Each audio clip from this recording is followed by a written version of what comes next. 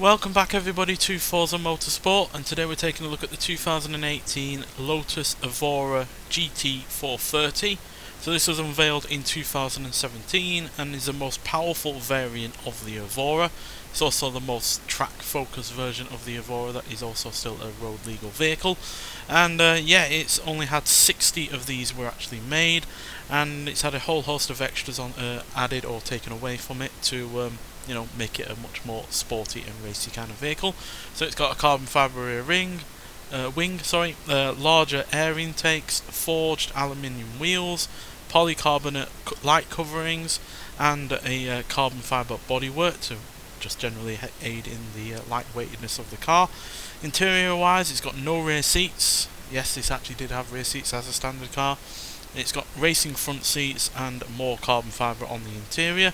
And yeah, it's overall a very impressive looking car, to be honest. Yes, it's sacrificed a little bit of the practicality and no doubt probably comfort as well over the standard vehicle, but in replacement for that you've got a very track ready vehicle that is still road legal, but also still has some creature comforts inside. For instance, it still has its air conditioning, so even though there's lashings of carbon fibre everywhere, it's still got air conditioning, it's still got a, as you can see, an LCD screen, and yeah, still got a plenty of amenities to help live with it a lot better. It's also still got a boot in the back as well, which again just shows how well packaged this car actually is, to have not only a boot but also an engine there, and then somehow rear seats that were originally there as well. But like I said, they have now been taken out to save weight, as this now only weighs 2,864 pounds, which is 304 pounds less than the Evora S, which is the only other version of this car we've ever had before. And it's also got more power. It now has 430 horsepower, 325 pounds-feet of torque from a 3.5 litre supercharged V6 engine. So the Evora S also had a 3.5 litre supercharged V6 engine, but because this now has an Edelbrock supercharger and a titanium exhaust, it means that this produces 84 horsepower more and 30 pounds-feet of torque more as well. So not only is this lighter, but it's way more powerful than the standard car, and with all of the downforce that it's got going on with that rear wing and that front splitter, both of which are carbon fibre, so they've not added really any more weight to the car. You've got a car that is both able to handle the corners, but also able to go really rather quite quick in a straight line and in terms of top speed as well. So yeah, a very all-round great car, to be honest. It still looks great as well. I always like the way that the Evora has looked, and yeah, doesn't look any worse with its additional racing paraphernalia on top. So yeah, but nonetheless, let's get out onto a track and see what this car can do. So we're at Brands Hatch for a couple of laps. We're on the main full circuit. So yeah, as per usual, let's see what this car sounds like, and then we'll talk about it some more.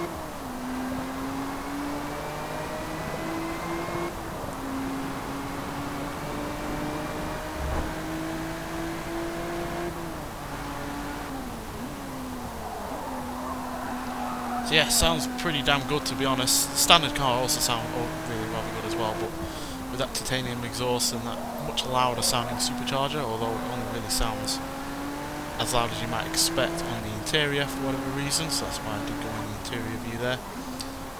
Yeah, it still sounds good, and I love the supercharger whine.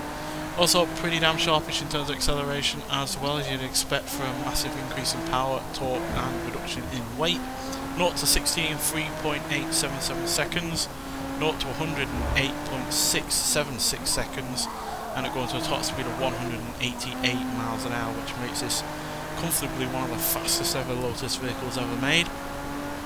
So yeah, no doubt at all that it is a properly quick car, but you know, a quick car is one thing, but a quick car that can go around corners well is another, and this is able to do that as well. Now granted, there is a hint of understeer here and there with the car, especially at slower speeds like this, but it's more than able to deal with it with a little bit of power and yeah, some mindful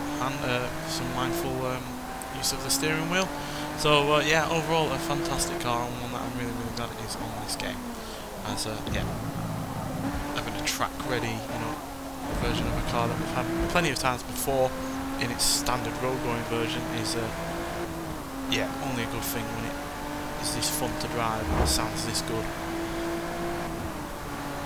And quite frankly, it's about time that we've had another version of a well, another car from Lotus on Forza again, quite frankly, because it seems like one of those car brands that has long been, you know, underrepresented, I guess you could say, especially in terms of their older cars. Obviously we have mostly new cars from Lotus, so I would like to see some much older cars from them that we've never had before. But if we are going to get any added at all, and it's going to be cars like this, then that is fine by me, because it works entirely on a game like this, which is obviously track focused, and this being a track focused car, it sits right at home. So yeah, highly recommend getting this car. Now you do have to do I think it's the class races in the career mode. They're the ones that are added every month, you know, or revitalised, or whatever you want to call it, or rejiggered alongside the main tours.